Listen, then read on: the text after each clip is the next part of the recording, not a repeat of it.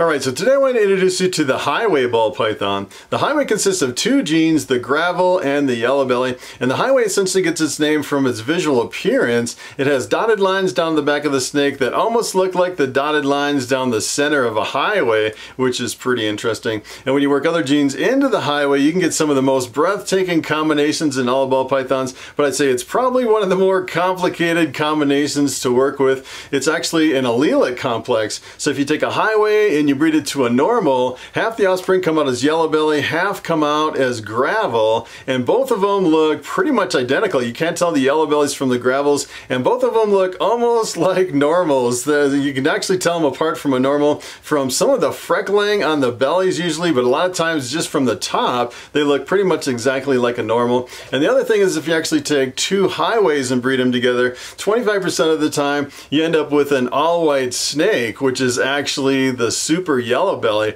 otherwise known as the ivory. So sometimes you can actually get the all-white snake with all your other genes in it, and the all-white snake will mask all your other genes. So it's pretty complicated to work with, but if you can actually hit the highways and some of the highway combinations, you can make some of the most amazing ball pythons. So today I want to jump over the internet and I want to show you the amazing potential of the highway ball python. Alright, so I'm going to jump over here on Morphmarket.com and I want to start with this snake right here. This is what one version of a highway looks like. And the highways can be pretty variable from one to the other. As a matter of fact, if you actually took 10 different highways from 10 different breeders and lined them all up, you'd see significant visual differences in all the different highways. If you actually take a look at this one, this is a really bright orange highway, probably one of the brightest ones I've seen, with a lot of contrast. There's quite a bit of contrast in this one, kind of a really interesting pattern on the side, and it has this really crazy dotted yellow line right down the back. Almost looks like the dotted yellow line down the middle of a highway. So here is the lighter version of the highway, and take a look at this. This is going to blow you away. This is the darker version of a highway. Same exact genes coming together to form a really dark snake, which is pretty amazing. And when I first started looking at the highways and the yellow bellies and the gravels, I was convinced it was different versions of just the gravel, but it seems like the more and more I look at yellow belly, it seems like the yellow bellies can really vary from one version of yellow belly to the other, which is pretty amazing. It seems like there's a whole bunch of different lines and we just kind of group them all together as the same gene. So if you actually take a highway and you breed it to something else, take a look at this. You actually get normal looking snakes, and a lot of people come over here and they actually list them as a gravel slash yellow belly, and they look, it's pretty much indistinguishable, the gravels from the yellow belly, and you definitely can pick out the differences between the gravel slash yellow belly and the normals if you flip them over and take a look at the belly. So take a look at this. This is essentially what the belly of a gravel slash yellow belly looks like, and essentially what it is, it's almost looks like kind of like het pied markers with lines coming up the side, except it's really super busy, almost like checkered, and sometimes you get like this peppering right along the belly, kind of this crazy little spotting and checkering up and down the sides of the snake. And a lot of times with the yellow bellies, you'll actually see a little bit of flaming coming up the sides of the snake, and then sometimes you see a little bit, kind of, some people say you can actually see kind of a lighter color on top of the head, although I've seen that on quite a few normals. Sometimes it's pretty hard to pick out the yellow bellies or gravels from the normals. So if you actually take two highways and breed them together, 25% of the time this is what you get. You get an ivory. This is a pretty amazing snake. So the ivory, this is the super yellow belly, and it will completely mask all the other genes. But kind of the cool thing of this is you can actually take this and breed it back to a highway, and then half the offspring come out as white snakes. You get the super yellow belly. The other half come out as the highways, which is a pretty awesome breeder. So here's kind of an interesting combination, working other genes into the highway. I think probably one of the most unusual is the spider. And this is what the spider looks like. The spider pretty much gets its name from the spider web pattern coming right down the back of the snake. And it's a really gold snake too, which is really awesome. And usually when you take spider and work it into other combinations, a lot of times you can definitely see the spider web pattern in most of your combinations. And take a look at this. When you actually take spider and you work it into a highway, this is is what you get. You get this crazy looking highway spider. This is a pretty amazing effect, working it into this combination, and it completely shatters the spider. As a matter of fact, if someone handed me the snake, I'd probably be hard pressed to tell that there's spider in the mix, except most spiders, I'd say, usually have a really crazy head stamp, which kind of gives it away. The spiders and the spot noses are the two genes that really give you this crazy head pattern. So if someone gave me the snake, I'd say based on the head, it's probably either a spot nose or a spider based on the head stamp. And sometimes you really can't tell. You know, if they told me that some of the genes, if they said it was a highway and they told me what other genes, you know, are possible in there, you can definitely see that spider is in the mix. So here is the pastel, and this is really interesting when you work pastel into the highway, because the visual appearance of the final combination can be really varied from one to the other, extremely varied. And the pastel is really, it's usually a yellow snake. Some of them can be bright yellow, and some of them can be browned out, and sometimes they can reduce the pattern more or less. I'd say the pastel can be variable, the yellow belly can be really variable, and the gravel. So you have all three genes that are really variable coming together to form the same three genes, but giving you really different results from one, pretty much from one breeder to the other. It's kind of crazy. So take a look at this. I pulled up several combinations with pastel and highways, and take a look at this. Sometimes you can get really crazy looking snakes on these. This is the highway pastel, crazy looking snake. And sometimes you can actually get kind of a yellow color as a background, and sometimes you get almost like a lightning electric pattern down the sides, and the kind of the stripe dotted line right down the top is really super bright. And you can definitely tell pastel is in the mix, because every version of the pastel highway has a really faded out head, which is pretty interesting. So here's another version of the pastel highway. Take a look at this one. Sometimes you can get an almost purple colored snake, which is pretty amazing. I think it really depends, I think a lot of it depends on the version of pastel that you mix in with all these genes. It's kind of crazy. So take a look at this. Here's another one.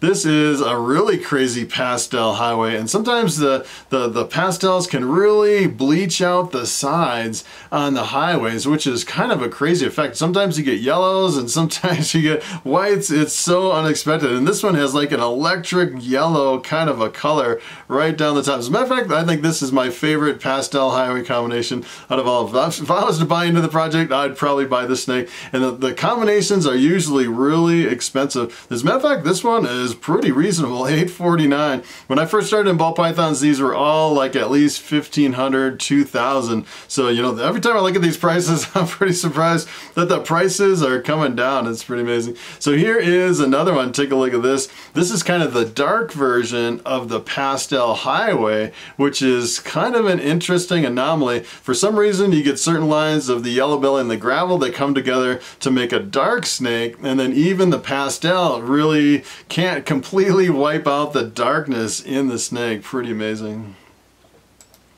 So take a look at this one. This is pretty crazy. This is actually the highway with the super pastel, 2 copies of the pastel. And let me tell you, this is probably the most extreme example of a super pastel highway. There's like dozens of them to choose from over here, and they all look completely different. And then I saw this one, I was like, that is kind of the craziest snake that I've ever seen. And it seems like it's so variable from one to the other. It's kind of an interesting project, because you can get into it and pop out some hatchlings that no one has ever seen before, even with the same genes, which kind of makes the whole project really amazing.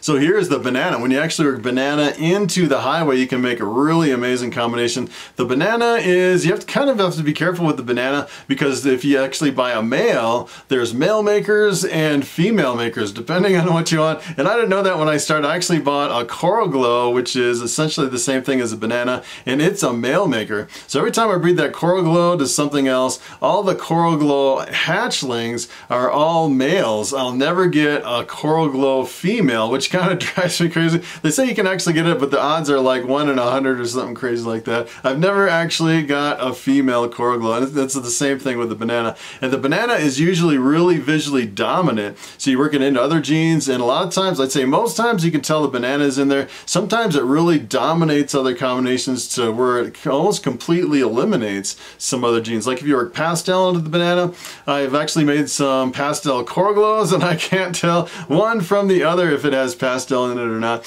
So here's what happens if you take the banana and you work it into the highway. Take a look at this combination. Pretty amazing. You kind of get this interesting looking snake, almost completely patternless with just a little tiny stripe right down the top of the snake. That is pretty amazing. And sometimes the bananas can really change as they age and mature. A lot of times they'll start out with a lot of oranges and purples, and they kind of fade out into kind of a two-tone yellow color. And sometimes the bananas can get a lot of freckles as they age and mature.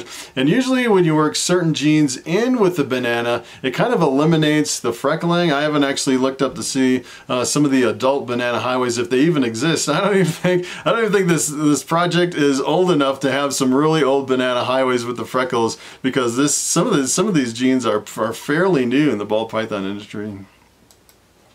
So this is the Enchi, and the Enchi essentially reduces the pattern. And the cool thing about the Enchi is a lot of times it'll really bring in a lot of the orange color in combinations, especially if you mix it with like Orange Dream or Pastel. You can get some really bright and flashy snakes.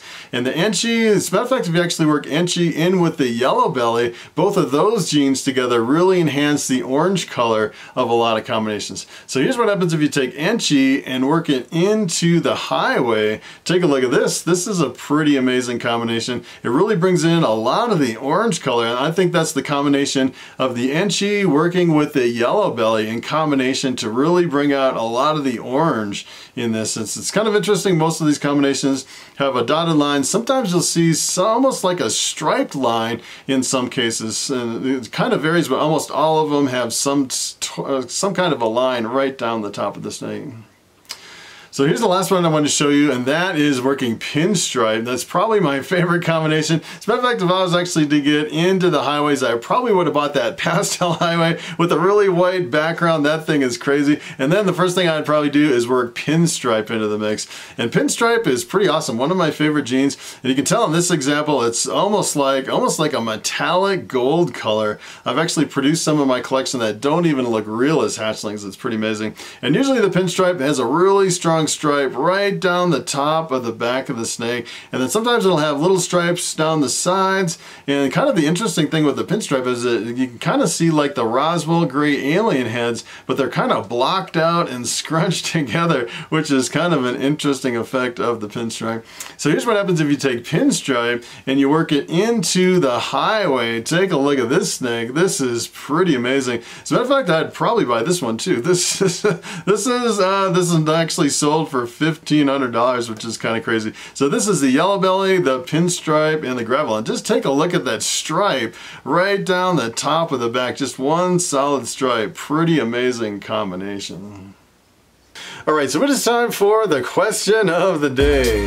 And Prepper Girl asks, is Ghost, Desert Ghost, and Orange Ghost 3 different genes? And that is a very good question. So all 3 genes are actually recessive genes, and it takes 2 copies of the gene for visual. And the Ghost and the Orange Ghost are pretty close. Some people could consider them the same gene. Some people consider them 2 different lines of essentially the same thing. And the Ghost and the Orange Ghost, essentially what it does is it fades out kind of the contrast of the snake, almost gives it a creamy appearance in a lot of your snakes. And the interesting thing is the Orange Ghost is usually a lot oranger than just the regular ghost. The regular ghost can look almost normal in appearance, and sometimes the regular ghost can have an orange color almost exactly the same as the orange ghost. So I'd say there's a little bit of overlap there.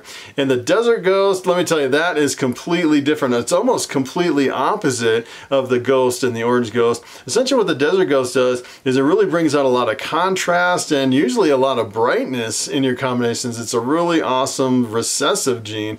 And kind of the really confusing thing about the desert ghost is there's also a gene named desert. So as a matter of fact, the desert is kind of a problematic gene, which kind of gives the desert ghost a bad name. There's not many deserts out there anymore. And the deserts used to be really popular. It makes for some really amazing combinations, but they quickly found out with the desert that the females are infertile. They actually will lay infertile eggs, or sometimes the females will actually die when they're laying eggs. And pretty much nobody works with desert anymore. you can see a few deserts here and there, but it's not really that popular. They're pretty inexpensive. A lot of people sell them just as pet qualities only. So kind of the more difficult thing is you can actually have a desert ghost, which is a really awesome single gene recessive, and you can also have a desert ghost that is the desert plus the ghost, which is the problematic desert plus the visual, the kind of the washed out creamy appearance of the regular ghost. So it can get a little bit confusing between all those ghosts and desert ghosts, but once you get your head wrapped around it, it's pretty easy to figure them out. So that is pretty much it. Thanks for watching, and I will see you in the next video.